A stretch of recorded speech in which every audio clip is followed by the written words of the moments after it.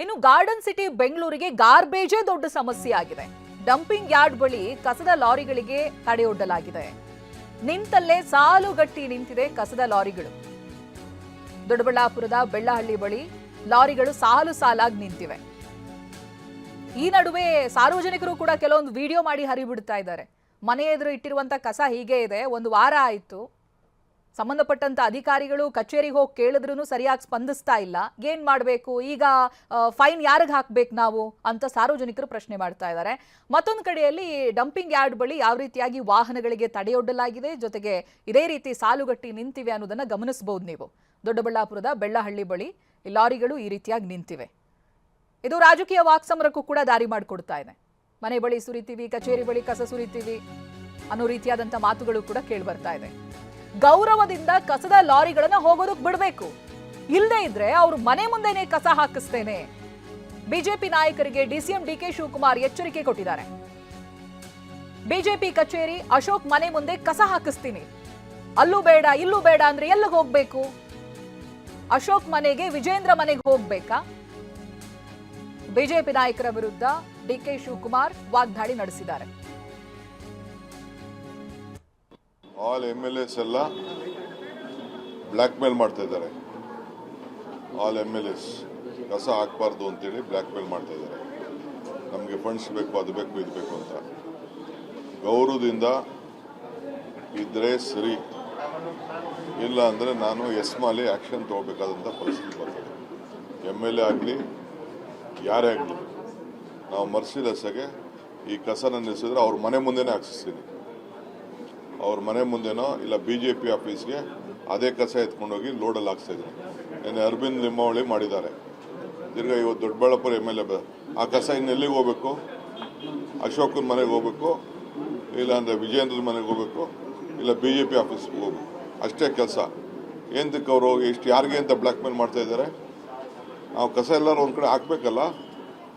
ಹಿಂದೆ ಮೊದಲಿಂದ ನಾವು ಏನು ಮಾಡ್ಕೊಂಡು ಬರ್ತಾ ಇದ್ದೋ ಆ ಕೆಲಸ ನಾವು ಮಾಡ್ಕೊಂಡು ಬರ್ತೀವಿ. ಈಗ ಹೊಸ ಅವ್ರಿಗೆ ಫಂಡ್ಸ್ ಬೇಕು ಅಂತ, ಅವ್ರ ಕ್ಷೇತ್ರಕ್ಕೆ ಡೆವಲಪ್ಮೆಂಟ್ ಫಂಡ್ ಬೇಕು ಅಂತ ಅಂದ್ಬಿಟ್ಟು ಬ್ಲ್ಯಾಕ್ ಮೇಲ್ ಮಾಡ್ತಾ ಇದ್ದಾರೆ. ಆಲ್ MLAs ಎಲ್ಲ. ಡಿಕೆ ಶಿವಕುಮಾರ್ ಹೇಳ್ತಾ ಇದ್ರು, ಬಿಜೆಪಿ ಶಾಸಕರೆಲ್ಲ ಬ್ಲ್ಯಾಕ್ ಮೇಲ್ ಮಾಡ್ತಾ ಇದ್ದಾರೆ, ಕ್ಷೇತ್ರಗಳಿಗೆ ಅನುದಾನ ಬೇಕು ಅಂತ ಬ್ಲ್ಯಾಕ್ ಮೇಲ್ ಮಾಡ್ತಾ ಇದ್ದಾರೆ ಅನ್ನೋದಾಗಿ ಹೇಳ್ತಾ ಇದ್ದಾರೆ. ಕಸದ ಸಮಸ್ಯೆಗೆ ಸರ್ಕಾರದ ಮಾಫಿಯಾವೇ ಕಾರಣ ಅಂತ ಇತ್ತ ಸರ್ಕಾರದ ವಿರುದ್ಧ ವಿಪಕ್ಷ ನಾಯಕ ಆರ್ ಅಶೋಕ್ ಕಿಡಿಕಾರಿದ್ದಾರೆ. ಕಸ ಟೆಂಡರ್ ಪಡೆಯೋದಕ್ಕೆ 7% ಕಮಿಷನ್ ಕೊಡಬೇಕು ಅನ್ನೋದಾಗಿ ಆರೋಪ ಮಾಡಿದ್ದಾರೆ. ಕಸದ ರಾಶಿ ಬೆಂಗಳೂರಲ್ಲಿ ಅವಾಗ ಕಳೆದ 3 ದಿನದಿಂದ ಕಸನೇ ತೆಗಿತಾ ಇಲ್ಲ. ನೀವು ನಮ್ಮ ರಿಂಗ್ ರೋಡ್ಗೆ ಹೋಗ್ಬಿಟ್ರೆ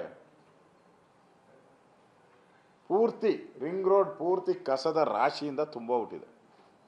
ಲಾರಿಗಳಲ್ಲಿ ತುಂಬಿರೋದು ತಗೊಂಡೋಗಿ ಡಂಪ್ ಮಾಡಬೇಕಾಗಿತ್ತು, ಲಾರಿಗಳಲ್ಲಿ ತುಂಬಿರೋದು ಲಾರಿಗಳಲ್ಲಿ ಹಾಗೇ ಇದೆ. ಎಲ್ಲ ಲಾರಿಗಳು ಆಟೋದಲ್ಲಿ ಫುಲ್ ತುಂಬಿಟ್ಟಿದೆ. ಸರ್ಕಾರನೇ ಹೇಳಿದೆ ಏನೇನಿದೆಯೋ ಎಲ್ಲ ಲಾರಿಗಳು ತುಂಬ್ಕೊಂಬಿಡಿ.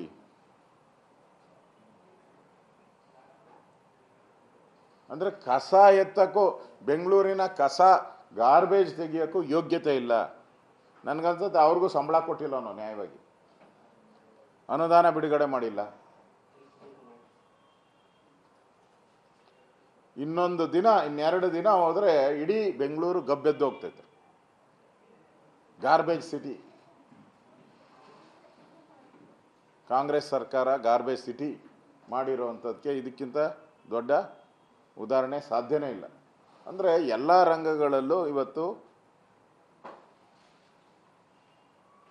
ಫೇಲ್ಯೂರ್ ಆಗಿದೆ. ಹಣಕಾಸಿನ ಕೊರತೆಯಿಂದ ಫೇಲ್ ಆಗಿದೆ. ಅದರಿಂದ ಈ ಸರ್ಕಾರಕ್ಕೆ ಮಾನ ಮರ್ಯಾದೆ ಇದ್ದರೆ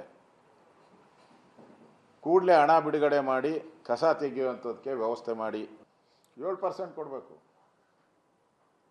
ನೀವು ಕಸದ ಟೆಂಡರ್ ತಗೋಬೇಕಾದ್ರೆ ಸರ್ಕಾರಕ್ಕೆ 7, ಬಿಲ್ ಕೊಡಬೇಕಾದ್ರೆ 7, ಸ್ಪೆಷಲ್ಲಾಗಿ ದುಡ್ಡು ರಿಲೀಸ್ ಮಾಡಬೇಕಾದ್ರೆ 7, 7 3 21.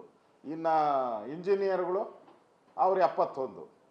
ಮುಗೀತಲ್ಲಿಗೆ ಇನ್ನೇನು ಉಳಿಯಲ್ಲ. 2 0 100ರಲ್ಲಿ 2 0 ತೆಗೆದ